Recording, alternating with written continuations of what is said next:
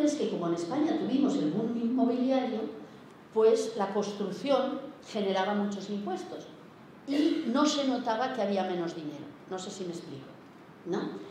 Entonces, eso se notó mucho cuando se rompió el boom inmobiliario. Y entonces, cuando llegamos al año 2009, disminuyen los ingresos importantemente por la crisis, pero disminuyen también por la tendencia de disminución que se estaba teniendo desde el año 1982.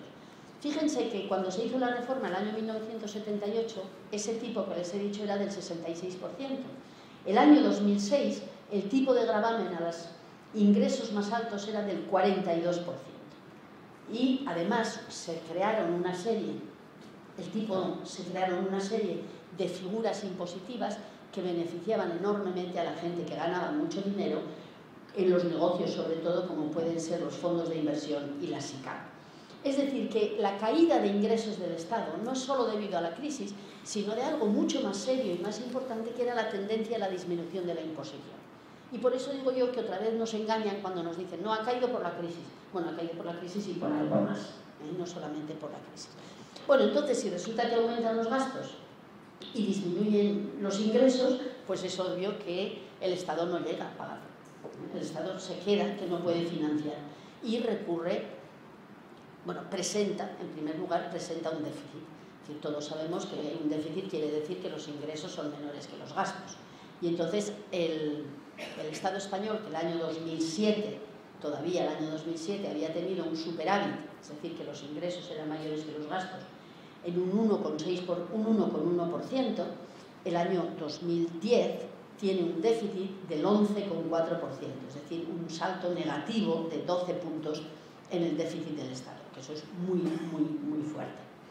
Por lo tanto, ahí hay un problema serio y el Estado tiene que recurrir, como se recurre siempre en los Estados, a la deuda, es decir, a pedir prestado.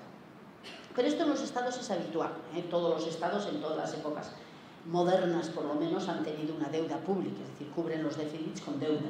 Pero en este caso, la deuda, que en España, vamos a ver en un minuto cuál es, pero no era los años del 2000 al 2007, la deuda pública en España era muy baja, era favorable, y no subió hasta este momento, que subirá rápidamente. Perdón, un segundo solo.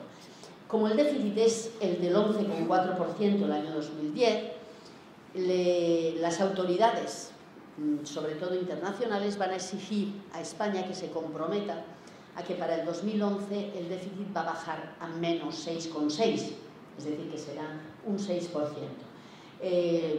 Las autoridades españolas firman ese documento de la Unión Europea, pero todos sabemos ahora que esto no se ha podido cumplir y que ahora estamos por el 8 y algo. Y están insistiendo ahora el nuevo gobierno, como nos exigen que el año que viene tengamos un déficit solo del 4,4%, pues el señor Rajoy también ha dicho que sí, que cumpliremos. Bueno, el señor Guindos dice que sí, el señor Montoro dice que no. Es una familia bien avenida, porque es donde siempre nos peleamos en las familias, o sea que ellos también se pelean. Bueno, entonces han quedado en que será este año el 4,4%. Yo no creo ni mucho menos que podamos llegar. Entonces, o si llegamos, no sé cuántos llegaremos. Pero el compromiso con la Unión Europea fuerte es que será el del 3% en 2013.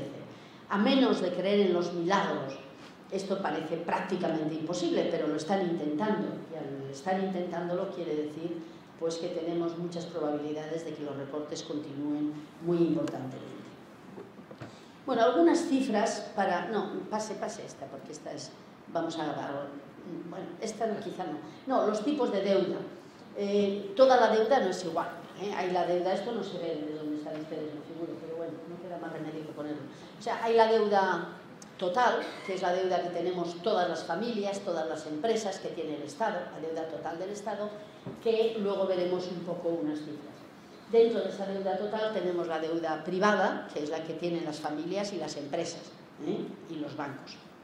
Esa es la deuda privada, y la deuda pública, que es la que realmente es la deuda del Estado y de las instituciones públicas, ¿no? Hay que separar un poco porque ustedes verán una vez más la ambigüedad y las mentiras latentes, que solo se habla del problema de la deuda, ¿no? Y el problema de la deuda no es igual, Vamos a verlo en un momento. Entonces, distinguir también entre deuda interna que es lo que el Estado pide y le financian las propias instituciones internas, fundamentalmente los bancos y también el público. Es muy posible que algunos de ustedes tengan algo de deuda pública en sus ahorros, ¿no? Eso es una de las formas que se ahorra como bastante segura. Era casi 100% segura hasta ahora, pero ahora vamos a ver que las cosas cambian rápidamente. Entonces esa es la deuda interna. Por ejemplo, Japón tiene una deuda fortísima, una deuda pública, del 200%, pero no tiene problema porque está en el 196% financiada por el ahorro interno. Entonces, claro, no es tan grave el problema, es un problema pero es mucho menor. Mientras que la deuda externa pues es la que se debe a agentes externos, que puede ser pública y privada, indudablemente es pública y privada, es decir, tanto los agentes externos pueden pedir, los agentes privados pueden pedir deudas, créditos al exterior, como el sector público. Y de hecho, en un momento mencionaré algunos datos al respecto. En este cuadro vemos claramente, o creo yo, bueno, muy claramente, no sé, pero algo ven, de que la deuda pública en el Estado español es de un 62%. Ahora debe estar por el 66%, una cosa así, o sea. Y se prevé que el año que viene sea un poco más alta, a lo mejor el 70%. Pero realmente no es una deuda pública muy alta. La Unión Europea, cuando en 1997 puso, y en 1992 puso límites por el Tratado de Maastricht, por la moneda única, el límite que puso fue el del 60%. España había estado muy por debajo, ha estado en el 37, en el 40%, hasta el año 2008 realmente. Y a partir del 2008 ha crecido rápidamente y ahora está entre el 60 y el 70%. Pero no es tan alta la deuda pública. Miren ustedes donde pone otros países la deuda pública, Alemania tiene más deuda. Y Japón, no sé qué ha pasado que se ha borrado, tiene ese 200% que les decía. Francia tiene un 76%, Italia la tiene más alta. La media de toda la zona euro, que es la zona rica de Europa, es el 84%. O sea que realmente la deuda pública española no es un problema muy grave. Y además de esa deuda pública, la mitad está financiada por capital interno, por ahorro interno. Es decir, que realmente la deuda externa del Estado español es aproximadamente un 32% de toda la producción española de un año. Saben que el PIB es esto, ¿no? Bueno, entonces, ¿por qué tanta historia? Pero fíjense que la deuda externa es el 167%. Entonces, alguien que sabe sumar, que son todos ustedes, debe decir, ¿cómo puede ser 167% si la deuda pública es un 62%? Bueno, porque hay la deuda privada. Es decir, el peso fuerte de la deuda en el Estado español es deuda privada. Es deuda de las empresas que han importado más de lo que exportamos y es deuda de los bancos que en el momento en que la burbuja inmobiliaria iba viento en popa a toda vela, como veían que esto era un negocio redondo, pidieron créditos a los bancos del exterior para poder seguir dando más créditos en el interior, a los grandes constructores y a la gran inmobiliaria. Con lo cual tienen una deuda importantísima en el exterior. Tanto que es del 32%, que es la parte de deuda pública que es externa, hasta el 167%. Y entonces la primera pregunta que supongo que se les ha ocurrido a la mayoría de ustedes es decir, ¿y por qué tenemos que pagar nosotros esa deuda? Es decir, no hay nada más que decir, bueno, pues si la han hecho las empresas que han importado mucho y no han pagado todo lo que han importado, y si la han hecho los bancos, que se apañen, ¿no? En las primeras lecciones de economía siempre dicen que una de las ventajas de la iniciativa privada es que como es dinero suyo, responde por su dinero. Bueno, eso debe ser en el pasado, cuando yo era joven, porque realmente ahora no se responde. En cuanto a la deuda externa, hay unos mecanismos a través de avales y a través de otras figuras económicas y jurídicas que se le hace al Estado responsable de la deuda externa. Y por lo tanto, cuando nos dicen tenemos un problema de deuda externa, bueno, tenemos un problema de deuda externa porque hemos asumido una deuda que no es nuestra. Porque podríamos decir, bueno, vamos a pagar la pública, que también habría que ver, ¿no?, qué pasa con el aeropuerto de Castellón y todas estas cosas que ustedes conocen bien. Pero aparte de eso, vamos a aceptar que vamos a pagar la deuda pública. Pero, ¿y la deuda privada? ¿no? Bueno, pero está ahí y es la que nos están haciendo apretar el cinturón para pagar. Entonces, bueno, la deuda, incluso la deuda externa, es alta, pero no es disparatada. Fíjense que tenemos la misma cifra, el mismo porcentaje de deuda externa que Alemania y que Grecia. Y Alemania y Grecia tienen la misma, que es divertido, ¿no? O sea, es curioso que tienen el mismo porcentaje de deuda. Pero Inglaterra tiene 2 veces más y pico, ¿eh? O sea, que son 413%. Entonces, Irlanda ya no hablemos. Es decir, que realmente las cifras de deuda no son tan esgarrifosas, no son tan terribles en el caso del Estado español. Son serias, no voy a minimizar, son altas, pero cualquier otro Estado que se precie tiene cifras muy parecidas. Entonces, ¿por qué tenemos tanto problema con la deuda? Bueno, tenemos mucho problema con la deuda porque hay una característica de la que también nos hablan muy poco, y es que lo que tenemos es un sistema productivo muy débil. Es decir, los que nos han ido prestando dinero, o los que les han ido prestando dinero a los bancos y a las empresas, lo que sucede es que miran y ahora dicen, bueno, a ver, ¿qué posibilidades hay de que estos nos devuelvan el dinero? Y ven que la producción de verdad, no la producción financiera, sino la producción de verdad de este país, pues tiene debilidades muy serias. Nuestro sistema productivo, es decir, la forma de producir riqueza nueva, que eso se produce materialmente, no se produce solo con dinero. El dinero puede producir beneficios, pero riqueza no produce. O puede colaborar a producir riqueza, pero no produce riqueza. Entonces, lo que se plantea es que España es débil, que siempre los que tenemos una cierta edad ya sabíamos que España es un país pobre. De repente, en unos años habíamos creído que nos había tocado la lotería, que ya éramos ricos. Bueno, pues ahora nos han vuelto a decir, oiga, mire, no, que lo de la lotería es muy temporal y que ustedes vuelven a ser pobres. ¿Qué estructura productiva potente tiene este país? Producimos turistas, producimos automóviles, tienen ustedes la Ford cerca, producimos automóviles y producíamos ladrillo. Y muy poco más, porque las naranjas dan poco de sí para importar. Es decir, que realmente el problema serio de la economía española es un problema de deuda inmediatamente, pero si rascamos en el fondo de la cuestión, el problema es de nuestra capacidad productiva. ¿Por qué no hay problema con la deuda de Francia? O hay mucho menos problema con la deuda de Francia, aunque sea alta. Bueno, porque saben que Francia es un país más rico. O Bélgica, por ejemplo, que tiene un 100 y pico por ciento de deuda, aunque me parece que no está ahí. Bélgica tiene más de un 100% de deuda externa. Bueno, pero no pasa nada porque Bélgica tiene una estructura productiva que piensan que podrá pagar más. Entonces, yo lo que quisiera transmitirles es que estamos hablando todo el tiempo de la deuda financiera. Y la deuda financiera es el agente inmediato y el agente aparente. Es verdad que es un problema, no voy a negarlo, pero el problema está debajo. Es un árbol al que se le caen las hojas porque fallan las raíces. Y yo creo que este es un aspecto que tenemos que tener muy en cuenta. Es decir, que lo que tenemos es un país, pues lo de jovencito ya no tanto, pero los dibujos no son todos los que uno quiere. Entonces, y lo que tenemos es un país con un problema productivo grave y una deuda en proporción bastante seria. Ahora hacemos como la televisión, un negro y cambiamos, un flashback de estos.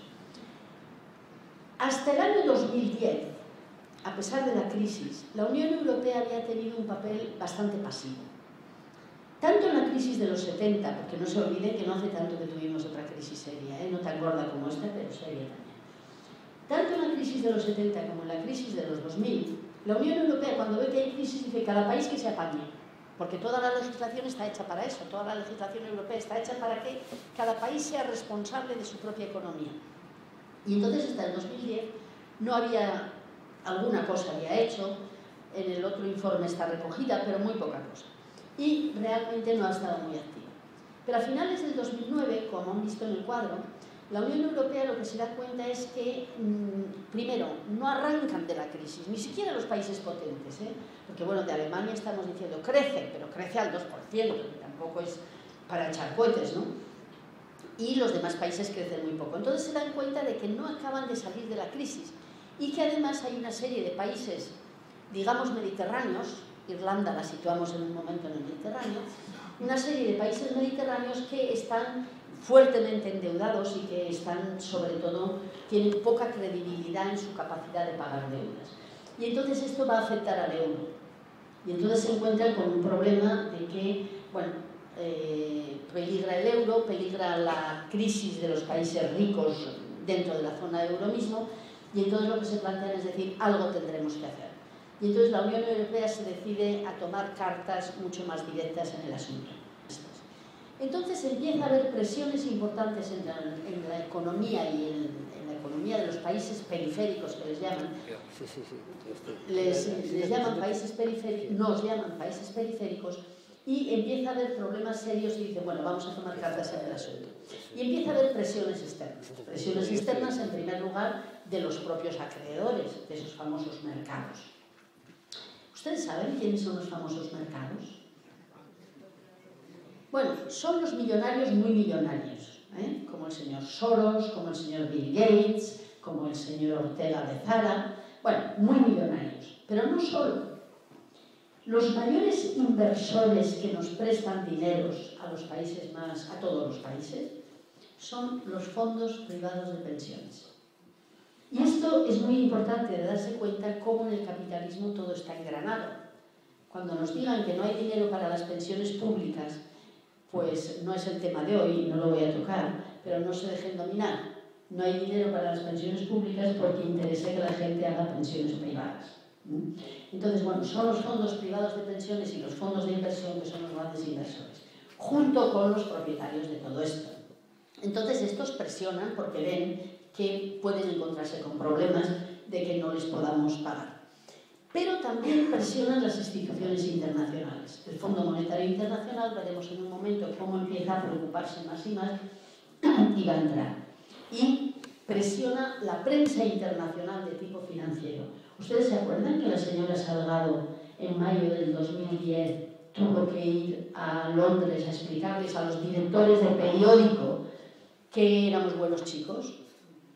Esto ya te pone, a mí por lo menos, enormes interrogantes en lo que se entiende por democracia, porque si resulta que tienes que ir al director de periódico a explicarle que somos buenos, pues bueno, no sé muy bien qué quiere decir eso. Entonces hay presiones por ahí, hay presiones por todas estas instancias internacionales, y hay presiones muy potentes por las famosísimas agencias de evaluación, que es una cosa que nadie sabíamos que existía y que de repente salen en la televisión y así y otro también. Y todos sabemos que las agencias de evaluación son unas agencias privadas que evalúan la credibilidad o que evalúan la solvencia probable o posible de los distintos estados. Y cumplen una función. Lo que sucede es que cada vez se está poniendo más al descubierto la conexión que existe entre grandes capitalistas de otras empresas que les interesa mucho que las evaluaciones de ciertos países sean las que sean. Entonces, aquí tenemos otra vez una confluencia de cosas que conduce a dificultar más la situación, en el sentido de que seguro, y es verdad que estos países que estamos mencionando tenemos grandes deudas, pero seguro que no cambia cada día. Y es curioso que las conexiones entre esas agencias y los grandes capitalistas, como Goldman Sachs, por ejemplo, pues puede ser que en un momento determinado sea muy útil que digan que un país baja o que un país sube. Es decir, que cada vez está más claro que la neutralidad de esas agencias es muy parecida a la neutralidad del Estado. Es decir, que van siempre con los poderes dominantes. Tanto es así que hasta el señor Sarkozy lo ha descubierto. Es curioso que el señor Sarkozy lo ha descubierto cuando le han quitado un grado de evaluación a Francia. O sea, mientras tanto no, pero cuando le han quitado el grado de evaluación a Francia, la semana pasada, el señor Sarkozy dijo, bueno, esto de las agencias hay que tomárselo con una pizca de sal. Y parece que están en entredicho, pero siguen siendo utilizadas. Se dice que habría que montar una agencia pública europea, pero el problema es que los grandes capitales internacionales aceptan el apoyarse en las agencias privadas, seguramente no responderían a lo que dijese la hacienda pública y además europea, la empresa pública además europea, pero no se sabe. Entonces, con todas esas presiones, los estados se ven obligados a cambiar su política económica. Es decir, en adelante La política económica de un gobierno, como está ahí abajo, está dictada muy estrechamente por la Unión Europea, que es el portavoz fuerte de los mercados por una parte y del Fondo Monetario Internacional por otro, con conexiones estrechas entre las dos instituciones internacionales. Entonces ahora, al evaluar la política económica del Estado español, no podemos no hablar de lo que está pasando en Europa. Hay que partir de Europa para poder entender lo que está pasando en el Estado español. Perdón, es que me acerco mucho. Bueno, entonces a partir de 2010, yo no sé si se acuerdan que en mayo del 2010 el señor Zapatero se fue a Bruselas y volvió y se ve que en el camino se cayó del caballo, como San Pablo, solo que se cayó del caballo al revés. San Pablo se convirtió a lo bueno, el señor Zapatero se convirtió a una política económica que cada vez más se puede llamar ultra neoliberal. Ya no neoliberal, sino ultra neoliberal, porque es más fuerte y más dura que la neoliberal. Y empiezan por montar toda una batería de medidas. Y es el comienzo de la segunda etapa, que es, como vamos a ver, pues muy dura. Pero tiene que legitimarse, tiene que ofrecer algo a cambio. Y la Unión Europea establece un fondo que se llama Fondo Facilidad Europea de Estabilidad Financiera, para apoyar a los países que tienen problemas. Y de hecho de ese fondo salió el dinero para Grecia salió de otro sitio, porque todavía no estaba montado, pero para Irlanda y para Portugal el dinero ha salido de ese fondo. Ese fondo se forma con 500.000 millones que pone, no la UE, 440.000 millones ponen los estados de la UE. O sea, no la institución, sino los estados, y nosotros tenemos que poner un trozo. Y 60.000 que pone la Unión Europea, es decir, el chocolate del loro. Pero hay una cosa curiosa, que pone el Fondo Monetario Internacional, pone 250.000 millones, que es bastante dinero, pero tiene un significado político muy importante. Y es que el Fondo Monetario Internacional no había entrado en Europa como un agente activo. El Fondo Monetario Internacional se fundó el año 44 para la financiación de después de la Segunda Guerra Mundial, y a partir de los años 80 fue muy activa con la deuda de los países de Latinoamérica y de África y de Asia. Pero no había conseguido nunca ser un agente muy activo en Europa. Tenía derecho, pero no le dejaban entrar, digamos, de alguna manera. Y ahora le dan entrada perfectamente. Entonces el Fondo Monetario Internacional aprovecha y dice, bueno, no me importa 250.000 millones, lo que me importa es estar presente en la política europea. Total, suman 750.000 millones, que parece una cantidad fuerte, pero evidentemente no llega si España e Italia tienen que ser rescatadas. Pero es que hay además una ironía, diría yo, y es la siguiente. De esos 750.000 millones, solo se pueden utilizar 400.000, porque las agencias de evaluación han dicho, no, ese fondo para que tenga solvencia y para que sea serio, tiene que dejar la mitad en depósito. Fíjense que le exigen a la máxima autoridad financiera mundial, como es el Fondo Monetario Internacional, y a uno de los países, a una de las zonas más ricas del mundo, que es la Unión Europea, que deje la mitad del capital que está en el fondo a disposición de nadie como garantía. Es decir, que una vez más volvemos a decir, bueno, los mercados tienen la capacidad, y en este caso las agencias de evaluación tienen la capacidad de saltarse a la torera estas instituciones tan importantes y rebajar a la mitad el fondo posible. Las ayudas son financiadas por los países más ricos, esos 440.000 millones, particularísimamente por Alemania. Y sabemos todas que los alemanes no están muy contentos de tener que financiar esto. Por dos razones. Se dice, otra vez una verdad a medias, que los alemanes nos consideran que somos unos países viva la Virgen, que eso es verdad. Yo creo que nos consideran que solo sabemos beber sangría y echar la siesta, que son dos cosas que hacemos muy pocas veces. Pero bueno, pero ellos sí que creen que somos unos países, pues eso, mediterráneos, no sé, como muy frívolos, ¿no? Bueno, creen eso, pero yo creo que la prensa ha resaltado eso todavía más porque les convenía que creyeran eso. Porque la otra razón por la cual los alemanes están muy enfadados es que ellos llevan 10 años perdiendo salarios. Y los salarios de los alemanes están siendo disminuidos desde hace más de 10 años. Y claro, si a ti te han ido disminuyendo el salario durante 10 años y ahora te dicen que tienes que pagar por unos países que tienen deuda y además la prensa dice que esos países se lo pasan muy bien, pues claro, verdaderamente te enfadas. Pero otra vez, hay un fenómeno aparente, que es el que somos viva la Virgen, y hay otro fenómeno de fondo, que es el deterioro de las condiciones de vida de los alemanes. Pero estas ayudas de la Unión Europea no van a ser gratis, van a ser a cambio de durísimos programas de ajuste. Y estos programas de ajuste, cada Estado los va a tener que implementar. Y en el Estado español, pues se implementan a partir de mayo del 2010, a la vuelta del señor Zapatero, como os decía. El primer bloque, que fue fuerte, es importante, pero yo querría transmitirles la idea de que es el comienzo de una etapa en la que todavía estamos inmersos y en la que me temo que vamos a seguir inmersos mucho tiempo. Entonces voy a pasar rápidamente porque además nos estamos alargando mucho y yo creo que es mejor que simplemente mencione, ¿no? No podemos entrar, pero yo creo que no vale la pena. Si luego en el coloquio alguien quiere que entremos en el detalle de alguna de estas medidas, podemos comentar.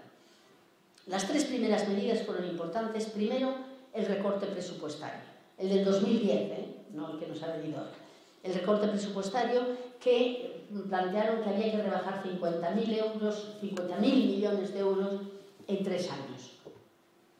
Bueno, piensen que todas las medidas del año 2007 al año 2009, las de la primera etapa que les he comentado antes, sumadas un poco burdamente, no con mucha precisión, no sumaban ni 40.000 millones de euros para 10 años. Y ahora nos obligaron ya, el año 2010, a cortar 50.000 en 3 años. La segunda gran reforma que se hizo fue una reforma laboral. Es que lo de las reformas laborales es como los partidos del Barça y el Madrid, está habiendo tantos que ya no emocionan tanto, ¿no? Dicen, eso decía el Casillas el otro día, ¿no? Bueno. Tenemos que acabar antes porque hoy además se juega en el Barça y el Madrid. Si fuera en Barcelona, estaría seguro que nos teníamos que ir corriendo. Bueno, razón de más por la que les agradezco su presencia aquí. Entonces viene la reforma laboral importante, el año 2010, que llegaron a un acuerdo mal los sindicatos con la patronal, pero además cuando pasaron a las Cortes se endureció, se hizo más fuerte. Y finalmente se hizo ya la reforma del sistema público de pensiones. Como ven, de estas tres medidas, la incidencia directa en el tema de la deuda sería solo la primera. Porque la reforma laboral sí, tenemos que ser más competitivos, pero eso no funciona en 2 años ni en 3, o sea, eso requiere muchos años para que sí tenga efecto. Y la reforma del sistema público de pensiones requiere 20 años para que tenga efecto. O sea que realmente una empieza a preguntarse y decir, caramba, con este tipo de medidas, ¿por qué este tipo de medidas? ¿No? O sea, cuando realmente no son tan importantes en ese sentido. Y a partir de aquí se van a ignorar todas las otras medidas. La creación de empleos sigue en el discurso, pero no se tiene en cuenta para nada. Y por otra parte, lo único que va a importar es reducir el déficit, como dijo la señora Sáenz de Santamaría, pero lo ha dicho Zapatero un montón de veces, recortar el déficit y poder pagar la deuda. He puesto lo del papel del Banco de España porque yo por lo menos creo que es insultante para la opinión pública española el papel que tiene el gobernador del Banco de España. Tendríamos que haberle declarado hace tiempo persona non grata, porque no ha hecho nada de lo que tenía que hacer, que era controlar el capital financiero, y sin embargo está insistiendo permanentemente en que se haga una reforma laboral más dura, en que se privaticen las pensiones, etcétera, etcétera.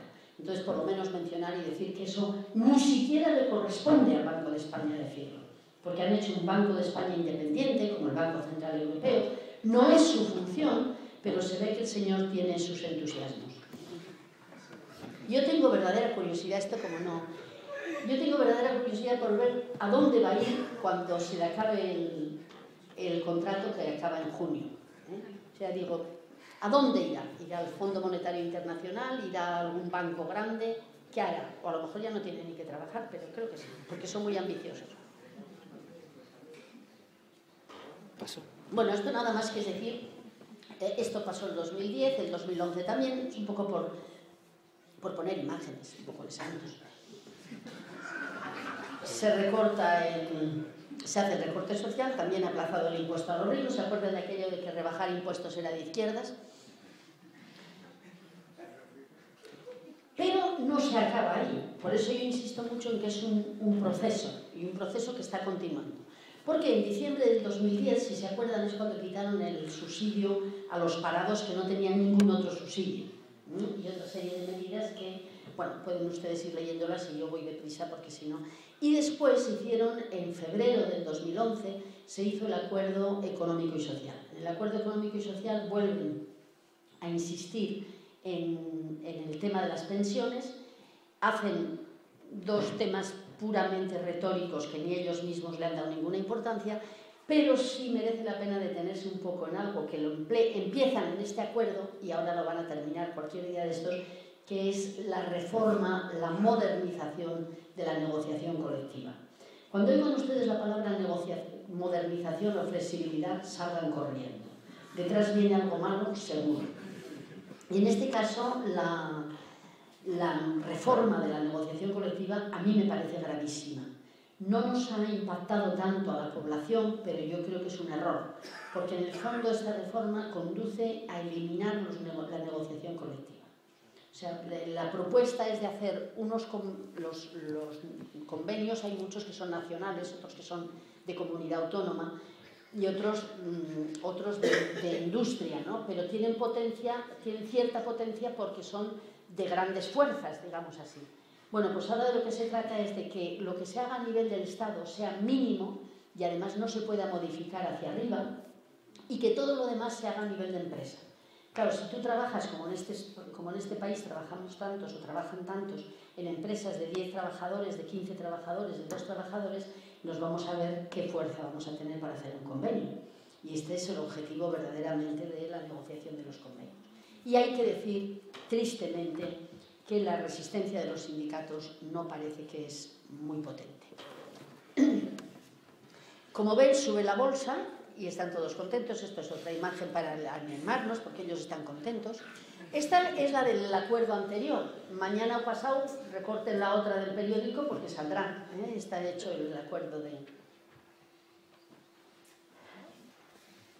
Bueno, entonces una evaluación general de estas medidas yo la haría en dos direcciones. Primera, todas estas medidas no resuelven ninguno de los problemas graves de la economía española.